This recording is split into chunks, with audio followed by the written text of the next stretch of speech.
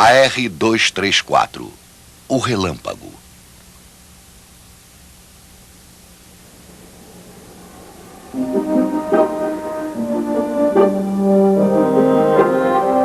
Para que as criações da mente sejam uma bênção e não uma praga para a humanidade, é preciso que a preocupação com o homem e seu destino norteie todos os empreendimentos técnicos. Assim falou Albert Einstein aos seus colegas em 1931. Antes do final da década, cientistas na Alemanha nazista teriam desenvolvido novas armas de guerra. A pesquisa da Luftwaffe resultou em 1943 no arado AR-234. Conhecido como Blitz, que significa o relâmpago, este novo bombardeiro a jato revolucionou a guerra aérea. Capaz de voar mais alto e mais veloz que qualquer avião aliado, o AR-234 era talhado para voos de reconhecimento e se tornou o antecessor dos modernos U-2 e SR-71. A capacidade de observação e predição dos movimentos do inimigo sempre foi crucial no campo de batalha. Balões como o Onikock Quat permitiam o posicionamento de observadores treinados bem acima das trincheiras a fim de observar as linhas do inimigo.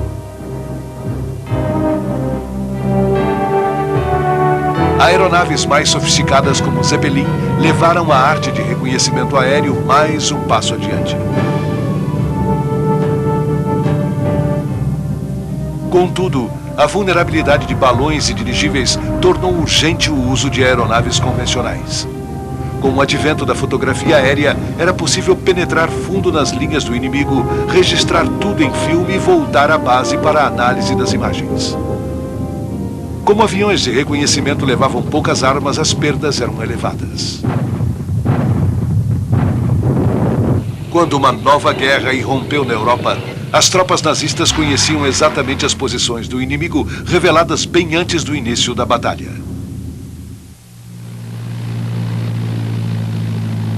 A observação aérea era feita de várias maneiras. O Fizzler Storch, capaz de pousar e decolar de quase todo lugar, foi usado para libertar Mussolini de sua prisão nas montanhas em 1943. Era uma maravilha em matéria de aerodinâmica. Era equipado com uma variedade de dispositivos de elevação, como aerofólios fixos na porta de ataque e superfícies extensas de controle.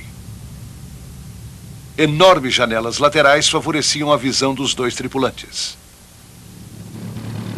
O Henschel HS-126 era bem mais pesado. Frequentemente lotado em unidades terrestres, foi o primeiro avião de reconhecimento de curto alcance construído em metal, tendo sido muito usado na frente russa. O Fock Archellis era um ultraleve usado como plataforma de observação em submarinos. Um rotor simplificado de helicóptero propiciava elevação e controle enquanto o submarino tipo U puxava o ultraleve.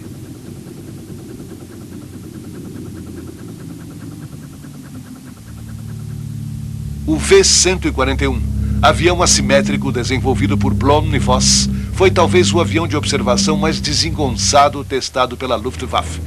Criação do Dr. Richard Vogt, foi concebido como plataforma de bombardeio e observação. O avião foi pouco usado no Front Oriental em 1941. O equilíbrio com a cabine era mantido pelo torque do motor. O sistema funcionava perfeitamente.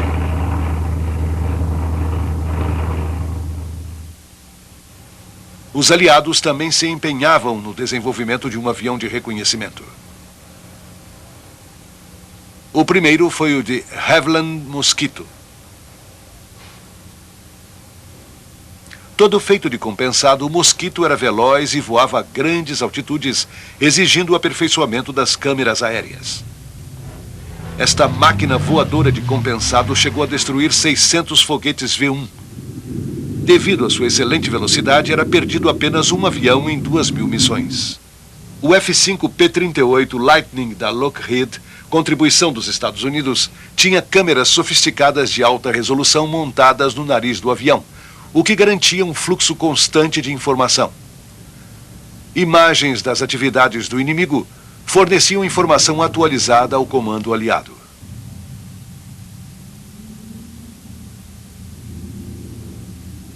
O processamento do filme em campo privilegiava com informação os comandantes ainda no decorrer da batalha.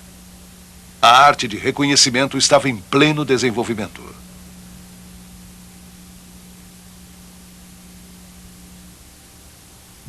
O Lightning era uma plataforma ideal para câmeras.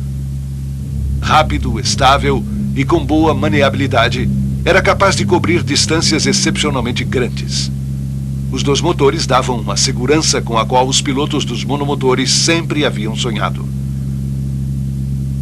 Tinha um compartimento dianteiro espaçoso, próprio para abrigar bastante equipamento fotográfico de forma adequada, longe dos motores e da vibração. Além das câmeras, o nariz ainda abrigava metralhadoras calibre 50.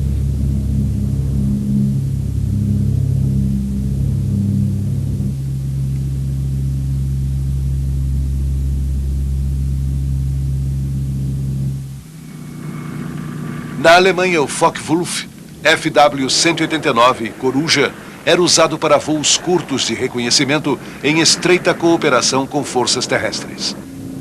Era todo envidraçado, permitindo uma visão de 360 graus aos seus 3 tripulantes. Foi usado principalmente no front oriental.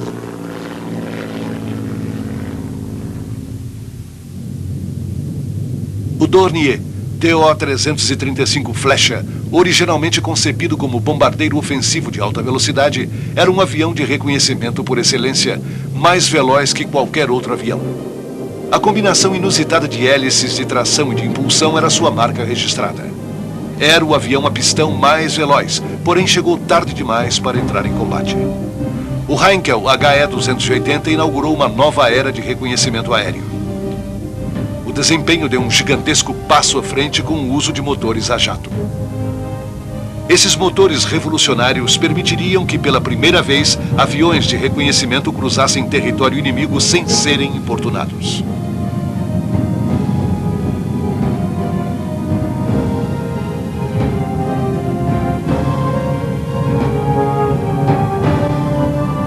Embora o HE-280 fizesse sua marca na história como o primeiro caça a jato a levantar voo, o extraordinário ME-262 da Messerschmitt era-lhe superior.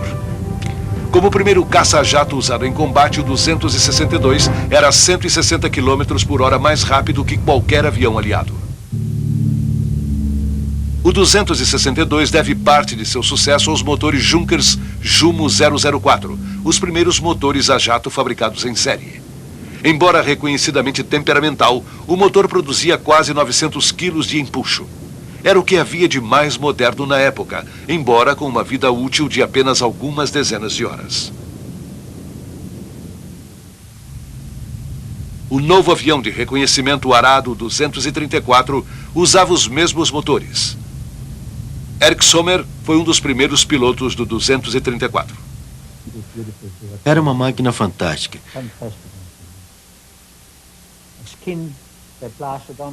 80 quilos de Speedle eram distribuídos para tirar todas as irregularidades das superfícies. A visibilidade era extraordinária para todos os lados, inclusive para baixo. Era a máquina ideal para reconhecimento.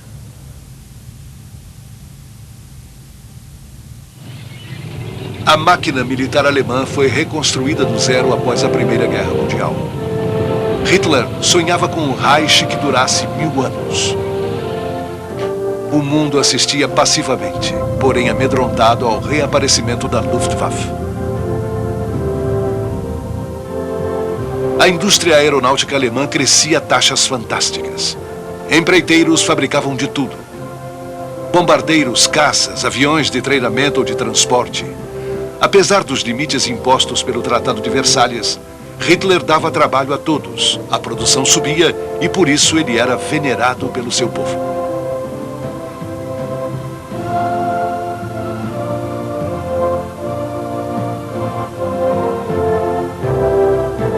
Companhias como a Arado fabricavam centenas de aviões, alguns sob licença, outros de concepção própria. Como, por exemplo, o bombardeiro AR-195 e o avião de reconhecimento 196. O Arado 231 podia ser desmontado guardado num tubo com diâmetro de 2 metros e usado por submarinos para verificar alvos fora do alcance do periscópio. O AR-240 era um sofisticado avião de combate munido de um freio a ar traseiro. Era usado também para reconhecimento em alta velocidade.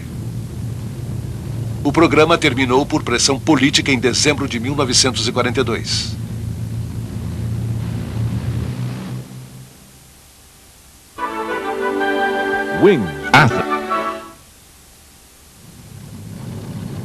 O AR-232, com seu típico trem de pouso, era uma tentativa de substituir o legendário Ju-52, avião trimotor de transporte de tropas. Apelidado de Millipede, o AR-232 tinha 11 rodas sobressalentes para suportar o peso do avião durante a carga e a descarga.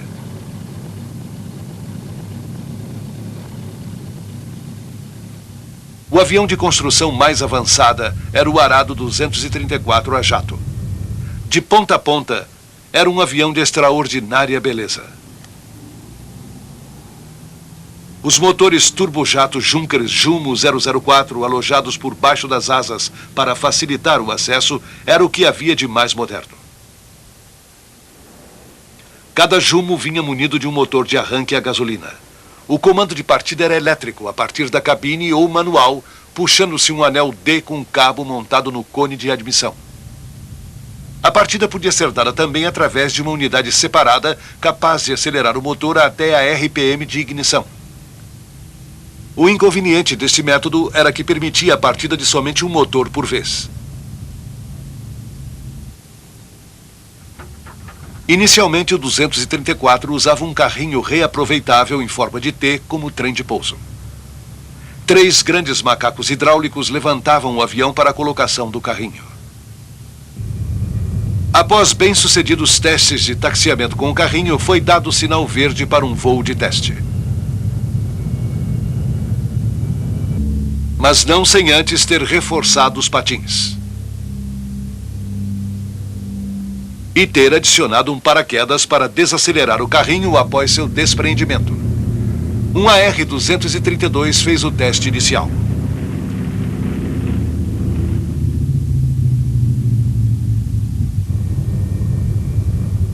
No final, o curioso procedimento parecia funcionar de acordo.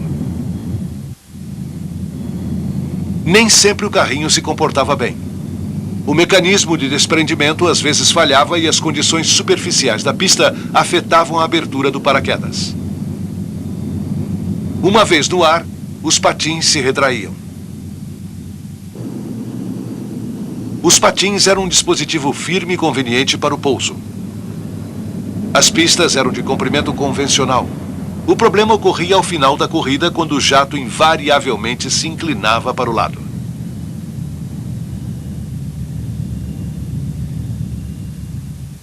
O principal patim hidráulico retrátil era montado na linha de centro do avião, complementado por 2 escoras laterais retráteis por baixo dos motores. O carrinho tinha um freio em cada roda principal, uma roda de ponta orientável e um mecanismo de desprendimento rápido. Foram feitos alguns testes com trem de pouso fixo. Contudo, seu peso prejudicava muito o desempenho do jato.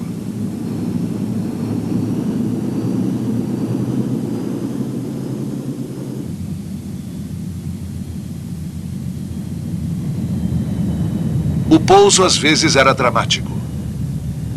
O elevado centro de gravidade do carrinho dificultava o controle.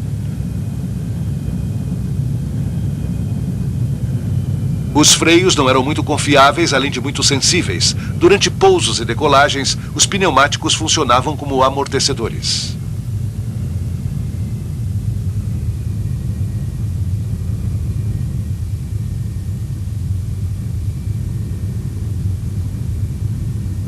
Não construído para os rigores do pouso, este carrinho se quebra no terreno desnivelado após o fim da pista.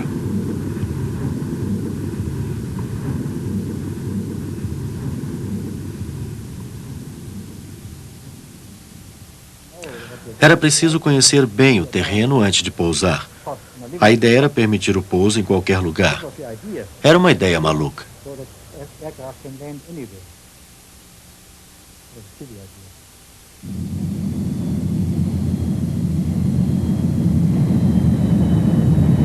Pousar num patim em condições primitivas não era tão fácil assim. O sistema de carrinho ejetável não propiciou os ganhos em peso e espaço dele esperados. Logo, um trem de pouso convencional seria desenvolvido para o avião.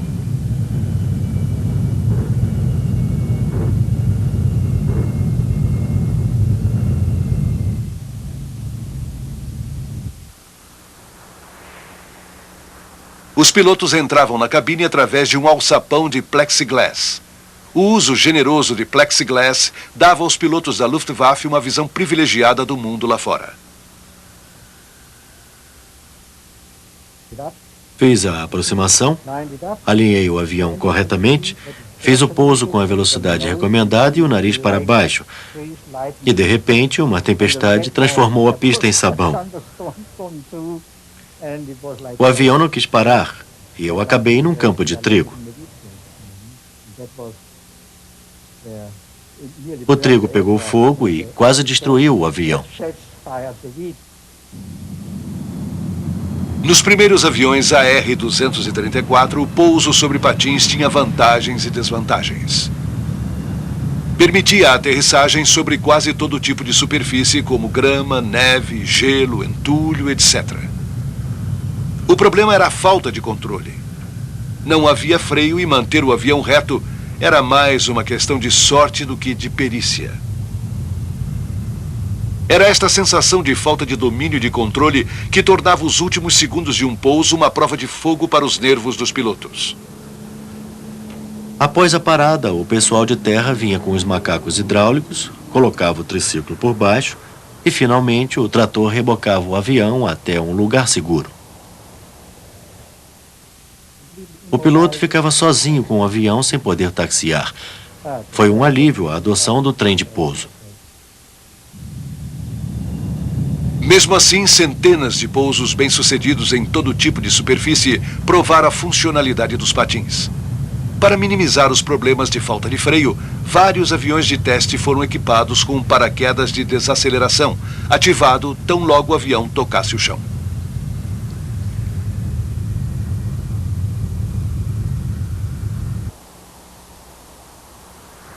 Contido num tubo cilíndrico, o paraquedas reduzia a corrida de pouso e foi logo incorporado ao projeto. O cilindro dispunha de um mecanismo de destravamento rápido ligado por cabo a um comando na cabine.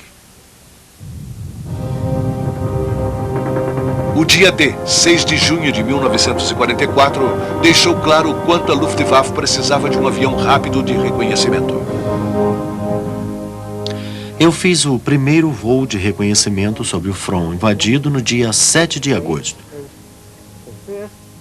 Foi o primeiro voo de reconhecimento a jato. A velocidade do AR-234 era tudo o que a Luftwaffe podia sonhar. Como plataforma de reconhecimento era intocável. Por ironia do destino, uma das primeiras perdas foi causada por fogo amigo.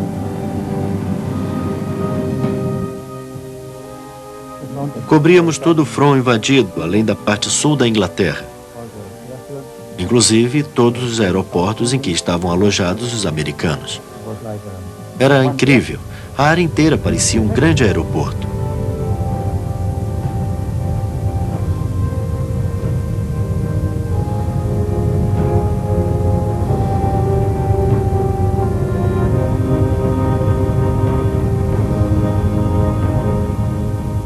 Eu trazia imagens mostrando que os foguetes V1 e V2 não haviam destruído Londres por inteiro e que a resistência britânica não estava quebrada. Era tudo propaganda de Himmler. Ele falava: aguentem mais uma semana no front oriental para que nossas armas possam aniquilar Londres, de forma a forçar a Inglaterra e os Estados Unidos a abandonarem a guerra. E eu trazia imagens mostrando que em Londres estava tudo ok. Uma vez encontrei um mosquito, eu indo para lá e ele vindo para cá. Podíamos ter acenado um para o outro. Como os dois estavam sem munição, não podíamos fazer nada.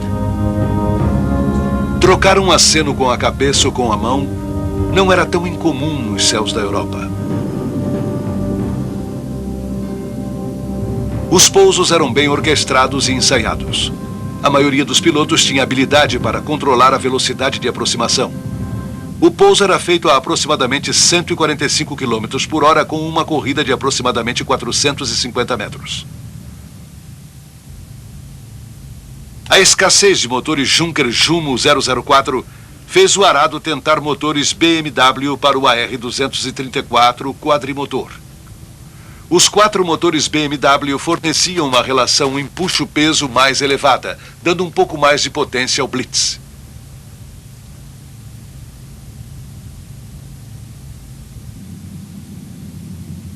Foi testada uma configuração com cada motor na sua própria nacelle. Elevada resistência e pouca estabilidade forçaram um novo arranjo mais simples, 2 motores por nacelle, tornando esta versão mais aerodinâmica do que o seu antecessor. Incertezas em relação aos patins fizeram com que a Arado adotasse um trem de pouso triciclo tradicional. O AR-234B, um pouco maior que o anterior, tinha um trem de pouso robusto e retrátil.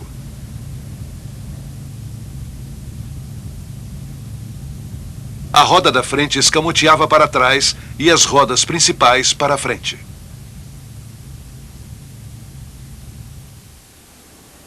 O trem ocupava o espaço de uma célula de combustível. O Arado alargou a fuselagem para abrigar o trem principal e os mecanismos de retração. Contudo, o novo trem de pouso não resolvia todos os problemas. Embora com maior maneabilidade no chão, pousos e decolagens ainda eram arriscados devido à pequena largura da pista. Os pneus superdimensionados para pistas não preparadas propiciavam uma corrida mais confortável. Contudo, a facilidade de eliminar o sistema de carrinho ejetável e a desocupação imediata das áreas de pouso compensavam qualquer problema adicional que o novo sistema pudesse trazer.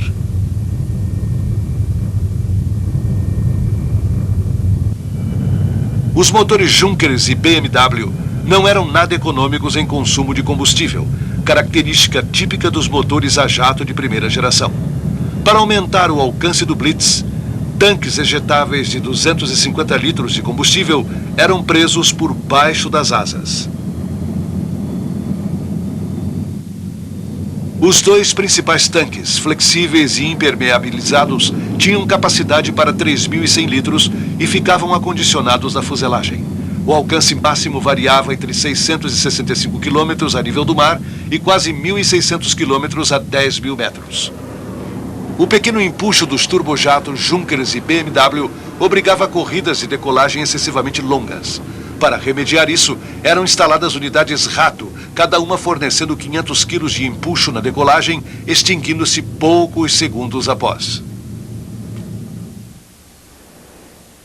O único AR-234 ainda em exposição no Instituto Smithsonian, em Washington, está equipado com unidades Rato.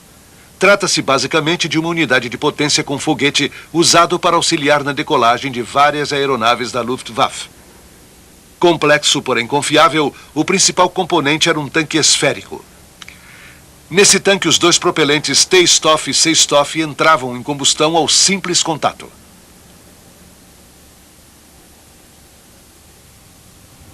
As unidades Rato eram armazenadas vazias e transportadas em carrinhos especiais. O propelente C-Stoff, um catalisador à base de água, álcool e hidrazina, era relativamente inofensivo e não necessitava de tratamento especial. O T-Stoff, um estabilizador à base de peróxido de hidrogênio, era extremamente tóxico e altamente ácido. O contato era letal e o pessoal em terra usava roupas de proteção especiais durante o manuseio.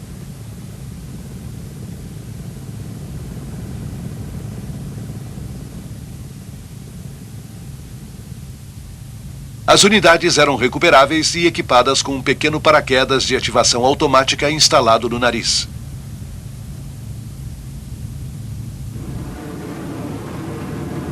Os foguetes melhoraram muito o desempenho dos novos jatos.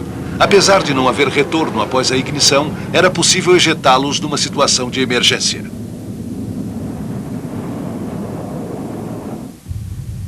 Normalmente, após a queima do foguete, O piloto acionava o mecanismo de desprendimento. Contudo, os dois foguetes tinham que ser soltos de uma vez, sob pena de desequilibrar o avião. Os ovos eram recuperados em seguida e preparados para novo uso em questão de horas. A decolagem era rápida e fácil, com ângulo de ataque de nariz alto e razão extraordinária de subida.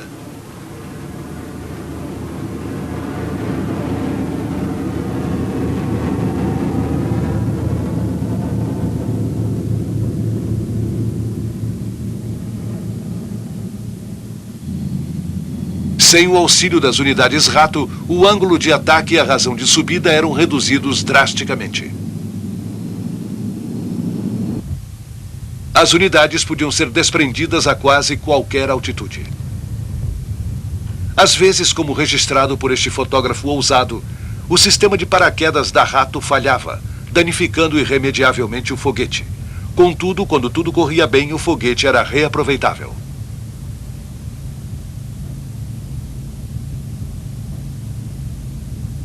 Após a recuperação, o resto de propelente era cuidadosamente eliminado através de lavagem sob pressão com água e ar comprimido. Em seguida eram inspecionados e, se aprovados, os foguetes eram novamente aproveitados. O bombardeiro AR-234, com 3 bombas e 2 unidades Rato, está taxiando em direção à pista de decolagem. Uma bomba está presa por baixo da fuselagem. Em cada nacelle de motor está pendurada uma outra bomba. Equipado com um trem convencional de pouso, um compartimento especial para bombas substitui os patins, tornando o avião mais aerodinâmico.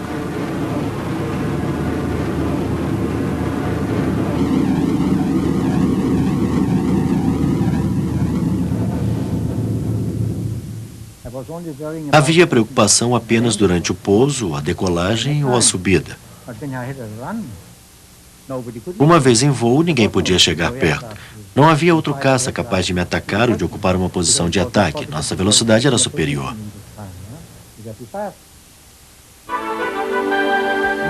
Asas. Em outubro de 1944, o Blitz ainda era uma novidade. O piloto Horst Götz está preparando sua missão de reconhecimento de alvos aliados, enquanto o pessoal em terra e observadores casuais se juntam em volta do nariz transparente do avião. O AR-234 era vulnerável a ataques apenas durante o pouso e a decolagem. Vários pilotos ingleses e americanos dizem ter abatido aviões AR-234 nessas condições. Tratava-se geralmente de ataques de surpresa. Quando os pilotos da Luftwaffe percebiam o que estava ocorrendo, já era tarde demais.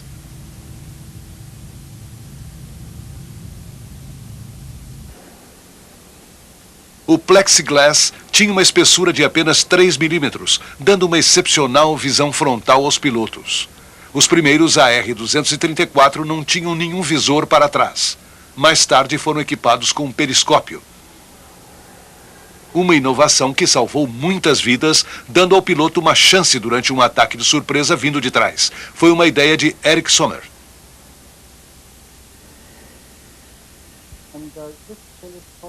Este periscópio foi desenvolvido para blindados. É de fato muito pesado para um avião.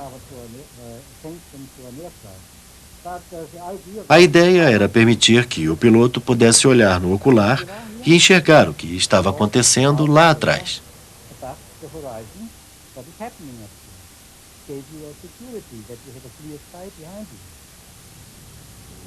Em terra, a vida continuava para as equipes da Luftwaffe, já em desvantagem numérica e cercadas por inimigos.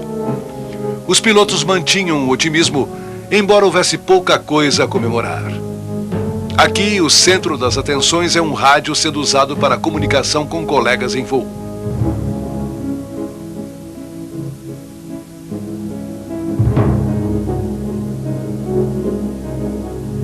Horst Götz, à esquerda do vídeo, era um dos ases da Luftwaffe encarregados de pilotar o AR-234. Nesta reportagem feita pelo colega e amigo Erich Sommer, Horst e os outros parecem tranquilos apesar da situação dramática. Ao contrário dos pilotos aliados, os homens da Luftwaffe não dispunham de um sistema de rodízio. Voavam até morrer ou serem derrotados. E para todos eles, este dia estava se aproximando a passos largos.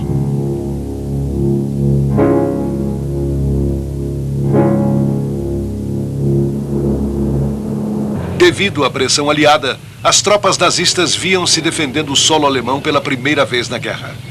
A resistência tornava-se mais sangrenta e fanática. As perdas em homens e equipamento eram enormes. O Reich estava se desintegrando numa tempestade autoprovocada. Os incessantes bombardeios aliados destruíam cidades e indústrias e causavam perdas cada vez maiores em vidas humanas.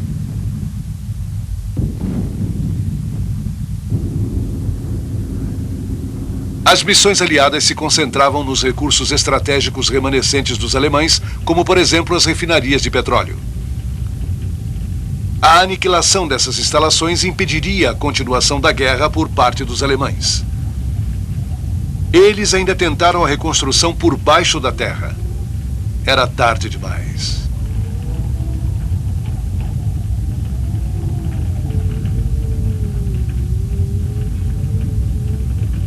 A destruição era total. Como de Ludwig até Liege, nos Alpes, não havia cobertura para reconhecimento, fomos transferidos para Biblis. Eu operei a partir desta pista miserável, situada a leste de uma área industrial que poluía o ambiente, dificultando ainda mais a visibilidade numa área em que o tempo já era normalmente péssimo para o voo.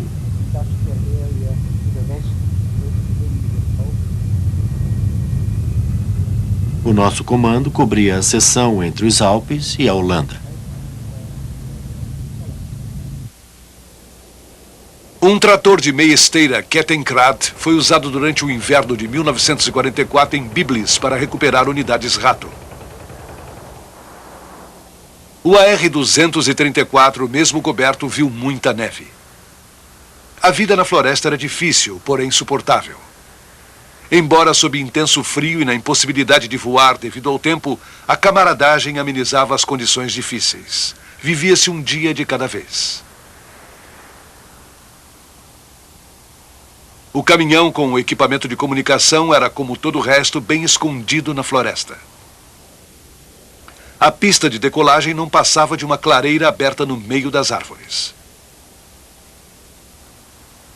O único AR-234, peça principal da base, está coberto por lonas de camuflagem. A pequena largura da pista tornava o pouso ou a decolagem uma aventura arriscada, sem espaço para falha humana ou mecânica. Os céus nem sempre estavam calmos. Frequentemente podia-se observar os traçados deixados pelos combates aéreos entre aliados e pilotos da Luftwaffe. Enquanto isso, o avião de Sommer permanecia coberto. Em janeiro de 1945, a neve derreteu e as operações em Biblis recomeçaram. O reconhecimento estava completamente desmantelado na Itália. Fui para lá a fim de estabelecer um comando de reconhecimento. Na véspera do Natal de 1944, o AR-234 de Sommer foi destruído durante um ataque aliado e prontamente substituído. Em fevereiro, um comboio de caminhões de abastecimento foi atingido por aviões aliados numa floresta vizinha.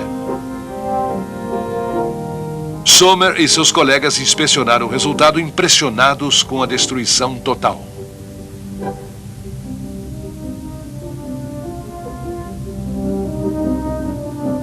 Embora contidos pelo inverno rigoroso de 1944, tão logo a neve derreteu, os aliados voltaram com força total. No norte da Itália, o inimigo era a lama, às vezes vencido. Parecia não haver fim aos tormentos. Não havia alívio e às vezes o sofrimento era insuportável. Os propagandistas nazistas continuavam publicando mentiras, uma batalha inútil. Para muitos, já não havia mais esperança.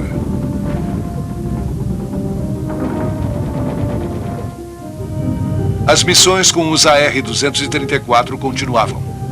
Como bombardeiro, atacou os aliados em Remagen. A sua velocidade fazia com que fosse uma das únicas armas alemãs capaz de ser usada com relativa impunidade.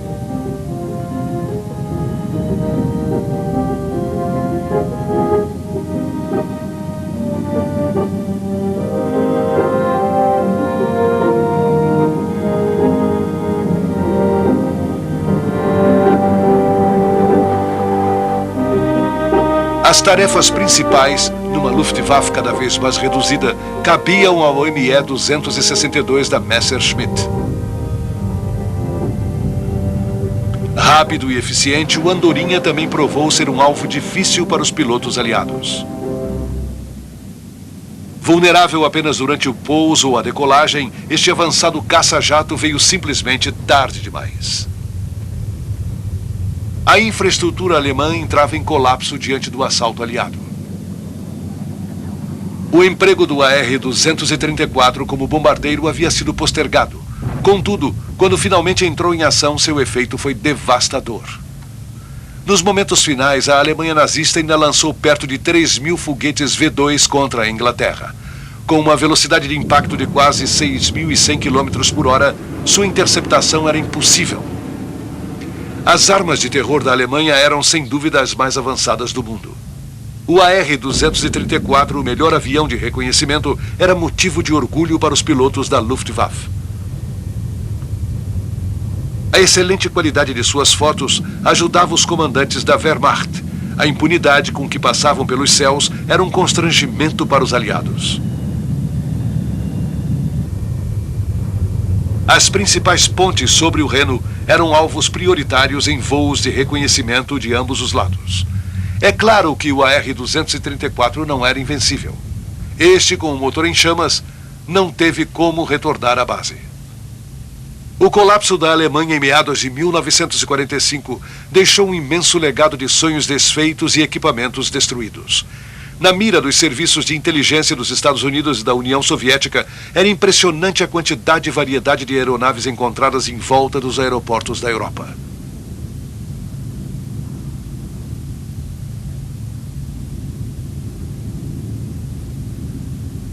Assim, todos se apoderaram da tecnologia alemã e a usaram em complemento aos seus próprios desenvolvimentos, alguns mais avançados do que os da própria Alemanha.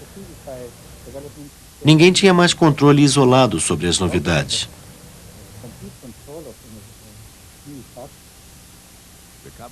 Vários aviões AR-234 foram recuperados.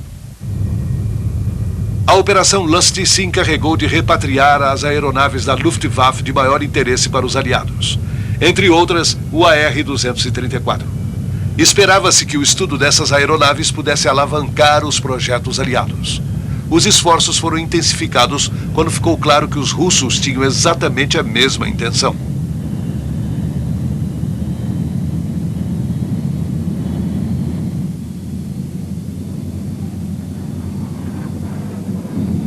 Essas aeronaves foram pilotadas até Cherbourg para serem embarcadas para os Estados Unidos. Entre as aeronaves recuperadas pela equipe de Watson, constam 2 AR-234 já pintados com as cores da Força Aérea Americana.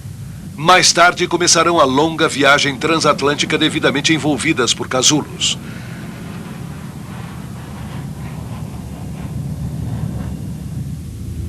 Entre as raridades trazidas até Cherbourg, podemos destacar este Heinkel 219, um caça noturno, e este ME 262 de assento único, bem como esta versão com 2 assentos do 262, também para combate noturno. Facilmente reconhecido pelas antenas de radar no nariz do avião, era o caça noturno mais rápido da guerra. Afastando-se da costa francesa, esses navios carregam os aviões capturados em direção à América. O processo de encasulamento protegeu este Dornier Arrows contra a maresia. Preso ao convés ao lado do Arrow está um AR-234 de assento único.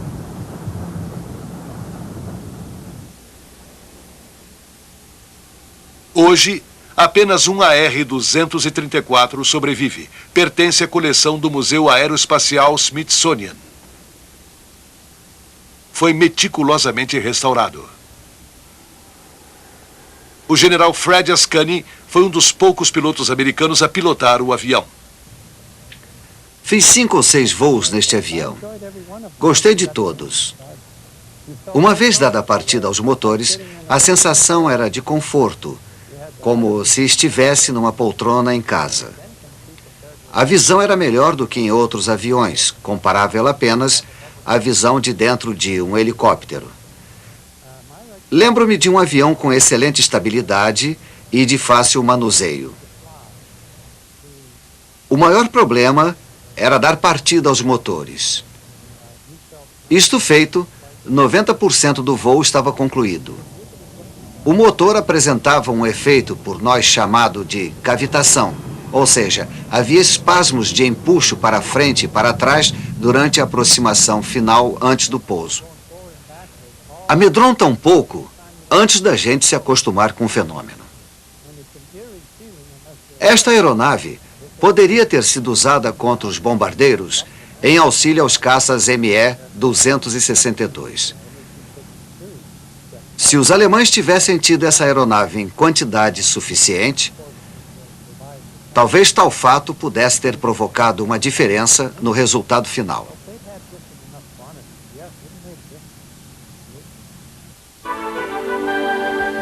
Asas retornará no Discovery Channel.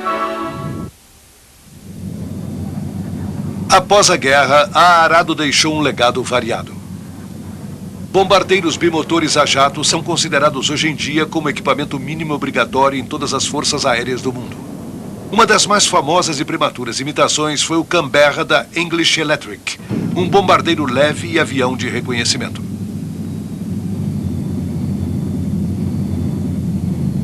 O Canberra fez seu primeiro voo em 1949 com 2 tripulantes e uma carga efetiva de bombas.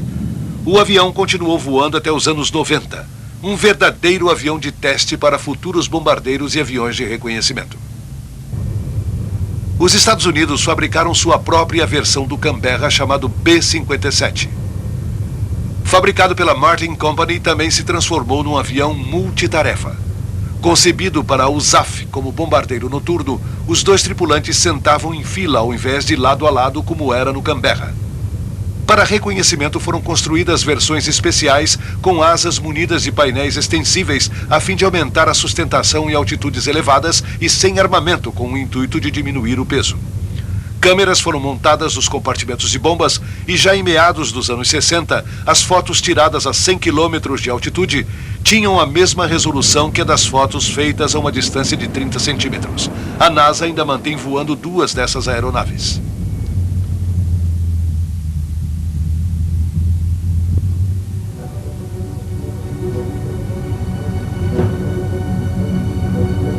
Parou de voar há meio século e somente um sobrevive hoje em dia. Produto de muito sofrimento, o AR-234 foi uma plataforma magnífica de reconhecimento e um bombardeiro temível. Seu forte era a velocidade e frequentemente sua única forma de defesa. Como na maioria das armas, exemplifica o potencial para o bem e o mal de toda descoberta científica. Sua intenção era clara: eliminar vidas com mais eficácia. Contudo, a tecnologia de jato também serviria mais tarde para melhorar e facilitar a vida de gerações futuras.